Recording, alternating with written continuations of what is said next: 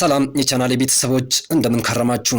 የዛሬ ቆይታችን እጅጉን የሚያስገርምና አስደናቂ የሆነውን የሰሜን ኮሪያ ሕግና ደንብ ምን ይመስላል የሚለውን እናያለን። ታዲያ ለዚህ ቻናል አዲስ የሆናችሁ ሰብስክራይብ በማድረግ እንዲሁም ነባሪዎች ላይክ በማድረግ ቪዲዮን ጀምሩ። አንደኛ፣ በሀገረ ኮሪያ ማንኛውም ሰው የኮሪያ ዜጋ ከሆነ ወይም ከሆነች የኮሪያ መንግስት ቴሌቪዥን ጣቢያ ውጪ ማየት አይፈቀድም። ሌላ ጣቢያ ተከፍቶ ከተገኘ በህገ መንግስቱ መሰረት ይታሰራል። ይሁን እንጂ እንደ ሀገር 4 ቻናል አላቸው። አራቱም የመንግስቱ ወይም የኪም ጆንግ ዩንን የህጉን ዝርዝርና የቱሪስት መዳረሻ ቦታዎችንና የመሳሰሉትን ነው። ሁለተኛ፣ ምንም አይነት ዓለም አቀፋዊ የሶሻል ሚዲያ ግንኙነት አይኖርም። ይህ እጅጉን አስገራሚ ነው። እናንተ ሰሜን ኮሪያ ነዋሪ ብትሆኑ ከዓለም ዜናም ሆነ ዓለም ያለችበትን የቴክኖሎጂ እድገት ላለመስማት ትገደዳላችሁ። ሰሜን ኮሪያ 3 ቴሌ ብቻ ይገኙበታል። እሱም ከሀገር ውስጥ እንጂ ወደ ሌላ ቦታ በጭራሽ አያስደውሉም።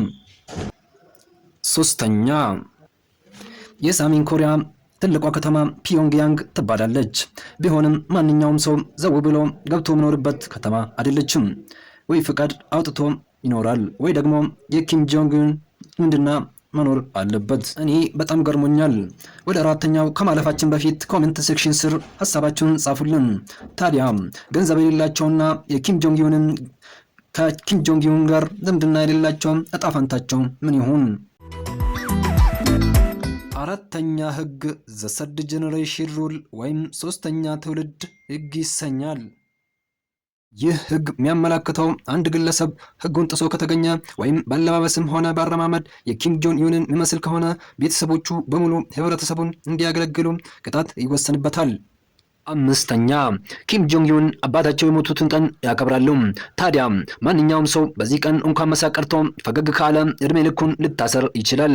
ብቻ ሲቆ ከተገኘ ትልቅ ዋጋ ይከፍላል። ይህንን ለምን አረክ ብለው ትንፍሽ ምንም ሰው አይኖርም። 6ኛ፣ እጅጉን በጣም አስገራሚና ለማመን የሚከብድ ነው። እኔ ልጠይቃችሁ፣ ከዚህ በፊት ሰምታችሁ ኖረዋል?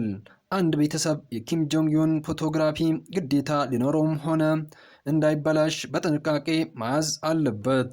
ካልሆነ ምን ይፈጠር ይሆን? ካልሆነማ ለ10 ዓመታት ይታሰራል። 7ኛ፣ ለወንድም ሆነ ለሴት ህገ መንግስቱ ነው የፀጉሩን ስታይል የሚወስንላቸው። የኪም ጆንግ ኡን የፀጉር ስታይል ፍጹም የተከለከለ ነው።